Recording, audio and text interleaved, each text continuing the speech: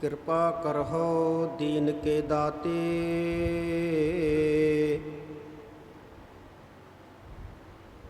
मेरा गुण अवगुण ना विचारो कोई।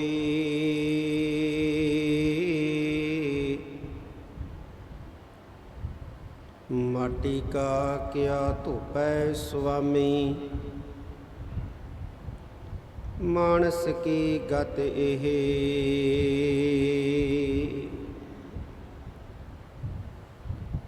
दंडौत बंधन अनक बार, सर्ब कला समरथ।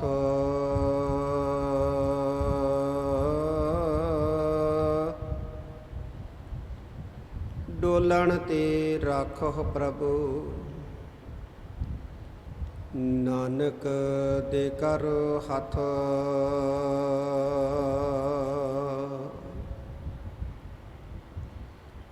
डोलन ते राखो प्रभु, नानक दे कर हथ।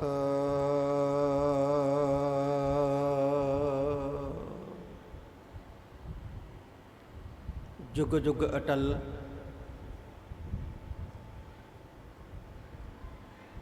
लोक परलोक दे राखे,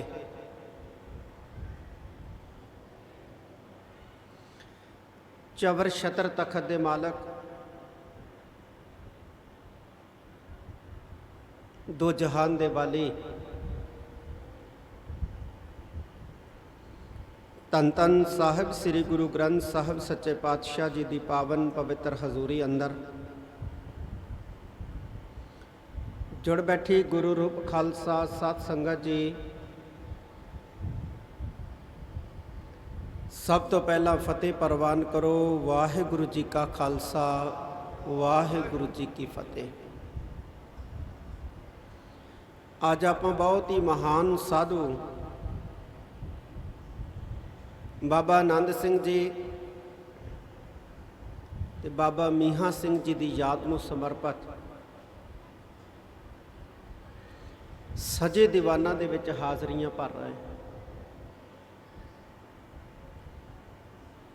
असी उन्हां साधुआं की याद मनाउण वास्ते यतन करते हैं ਜਿਹੜੇ साधुआं ने नाम जपिया ते नाम जपाया, बंदगी कीती है, बंदगी करवाई है, सेवा कीती है, सेवा करवाई है। ऐसे पुरख ही संसार विच याद रखे जाते हैं। एक वेर आनंदपुर साहब की पावन धरती के उत्ते श्री गुरु गोबिंद सिंह महाराज ने कहा, संगत नूं संबोधन करके, कहंदे तुहाडे चों भगत कबीर जी नूं कौन जानदा है। एक भी ऐसा नहीं निकलिया जिन्हें यह कहा होवे कि मैं तो नहीं जानदा जी। सारिਆਂ ने कहा जी कबीर जी नूं जाणदे हो असीं सारे। बनारस के रहने वाले महापुरख ने बंदगी की है, बंदगी करवाई है, भजनीक साधु ने।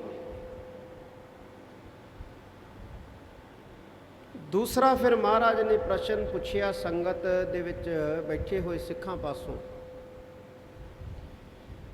कहंदे चंगा इउं दसो भगत कबीर जी जिस वेले पंज भौतिक शरीर च मौजूद सी, उस वेले इस मुल्क का बादशाह कौन सी। बहुत सारे चुप कर गए कि पता नहीं बादशाह कौन सी। कोई कहन लग्या हमायूं, कोई कहन लग्या अकबर, कोई कहन लग्या जहांगीर, कोई कहन लग्या शेरशाह सूरी। धन गुरु गोबिंद सिंह महाराज कहन लगे, देख लो पुरखो,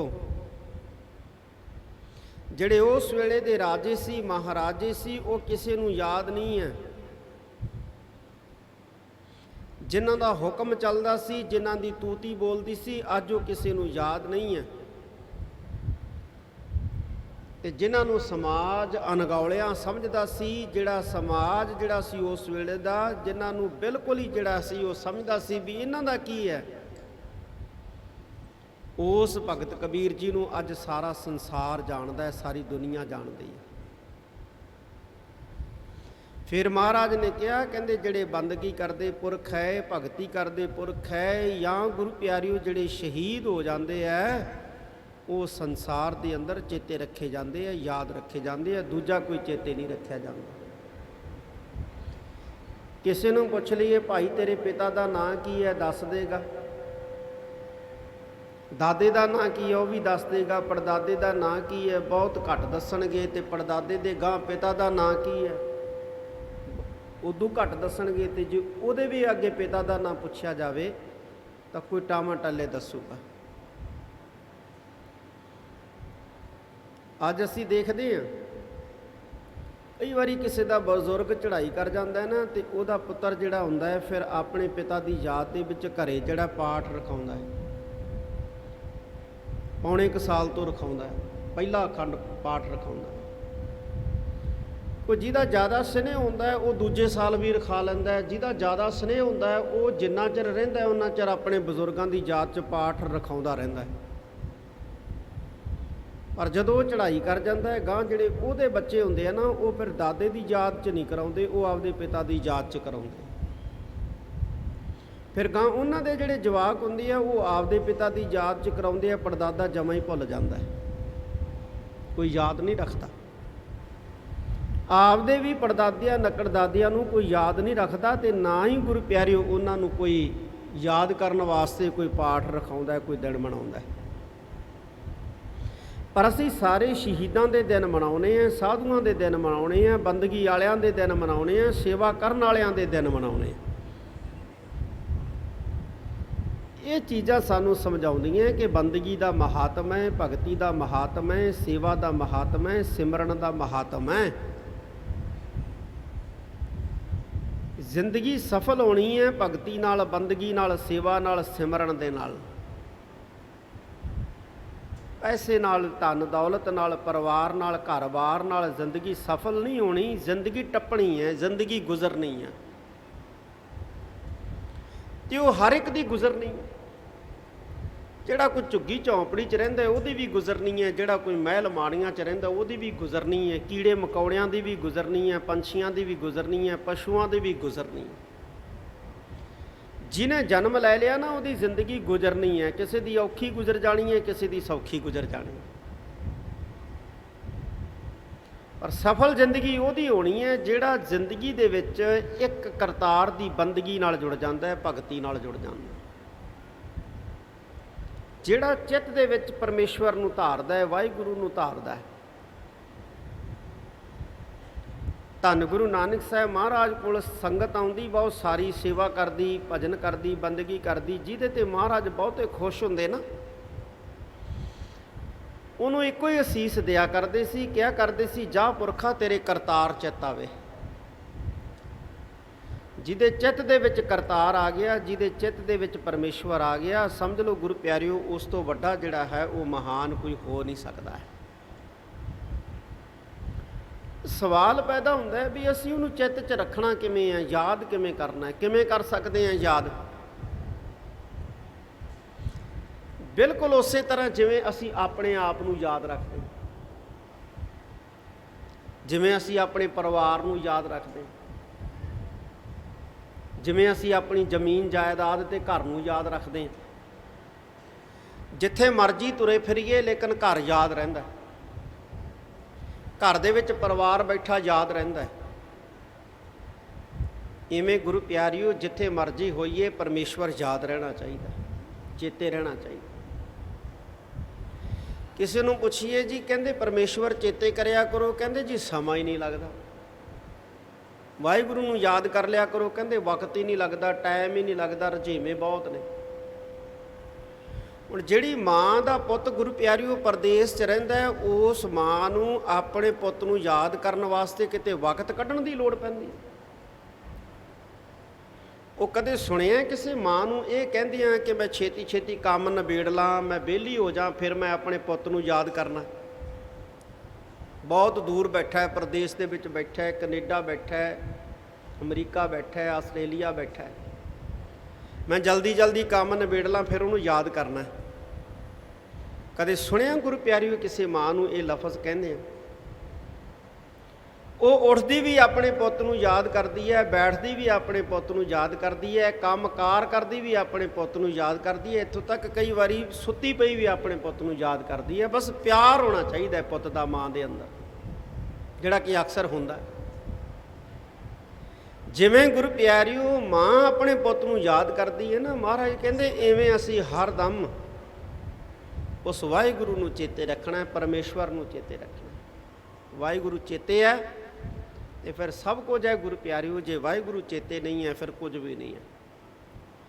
ਅੱਜ ਅਸੀਂ ਇਹਨਾਂ ਮਹਾਂਪੁਰਖਾਂ ਦੀ, ਬਾਬਾ ਆਨੰਦ ਸਿੰਘ ਜੀ, ਬਾਬਾ ਮੀਹਾਂ ਸਿੰਘ ਜੀ ਦੀ ਯਾਦ ਦੇ ਵਿੱਚ ਇਸ ਕਰਕੇ ਬੈਠੇ ਹਾਂ ਕਿਉਂਕਿ ਇਹਨਾਂ ਮਹਾਂਪੁਰਖਾਂ ਨੇ ਬੰਦਗੀ ਕੀਤੀ ਹੈ ਉਸ ਇੱਕ ਕਰਤਾਰ ਦੀ, ਨਿਰੰਕਾਰ ਦੀ। ਨਿਰੰਕਾਰ ਦੀ ਬੰਦਗੀ ਕੀਤੀ ਹੈ, ਕਰਤਾਰ ਦੀ ਬੰਦਗੀ ਕੀਤੀ ਹੈ। ਤੇ ਸਾਨੂੰ ਉਹਨਾਂ ਦੇ ਜੀਵਨ 'ਚੋਂ ਉਪਦੇਸ਼ ਸਿੱਖਿਆ ਇਹ ਗ੍ਰਹਿਣ ਕਰਨੀ ਚਾਹੀਦੀ ਹੈ ਕਿ ਬੰਦਗੀ ਜਿਹੜੀ ਹੈ ਉਹ ਭਾਈ ਬਹੁਤ ਮਹੱਤਵਪੂਰਨ ਹੈ। ਜਿੰਨਾ ਕੁ ਜਦੋਂ ਸਮਾਂ ਮਿਲੇ ਨਾ ਉਸ ਵਾਹਿਗੁਰੂ ਨੂੰ ਯਾਦ ਕਰ ਲਿਆ ਕਰੋ। ਯਾਦ ਕਰਨ ਵਾਸਤੇ ਪਿਆਰ ਚਾਹੀਦਾ ਗੁਰੂ ਪਿਆਰਿਓ। ਜਿਹਦੇ ਨਾਲ ਪਿਆਰ ਹੋਵੇ ਨਾ, ਜੇ 100 ਕੋਹ ਤੋਂ ਵੀ ਬੰਦਾ ਲੰਘਦਾ ਹੁੰਦਾ ਨਾ, 100 ਕਿਲੋਮੀਟਰ ਤੋਂ ਵੀ ਬੰਦਾ ਲੰਘਦਾ ਹੁੰਦਾ, ਕਹਿੰਦਾ ਯਾਰ ਫਲਾਨੀ ਜਗ੍ਹਾ ਇੱਥੇ ਆ ਲਾਗੇ ਹੀ 50-100 ਕਿਲੋਮੀਟਰ 'ਤੇ ਮੇਰਾ ਇੱਕ ਸੱਜਣ ਮਿੱਤਰ ਸਨੇਹੀ ਰਹਿੰਦਾ ਹੈ, ਉਹਨੂੰ ਮਿਲ ਕੇ ਚੱਲਦੇ ਆ। ਕਦੋਂ ਗੁਰੂ ਪਿਆਰਿਓ ਕਹਿੰਦਾ ਮਿਲ ਕੇ ਚੱਲਦੇ ਆ? ਜਦੋਂ ਉਸ ਮਿੱਤਰ ਸਨੇਹੀ ਦੇ ਨਾਲ ਪਿਆਰ ਹੁੰਦਾ, ਰਿਸ਼ਤੇਦਾਰ ਨਾਲ ਪਿਆਰ ਹੁੰਦਾ। ਤੇ ਜੇ ਪਿਆਰ ਨਾ ਹੋਵੇ ਤੇ ਮੂਹਰੋਂ ਲੰਘ ਜਾਂਦਾ ਬੰਦਾ, ਕਹਿੰਦਾ ਚਲੋ ਟਾਈਮ ਹੈ ਨਹੀਂ, ਫੇਰ ਕਦੇ ਸਹੀ, ਫੇਰ ਮਿਲਾਂਗੇ।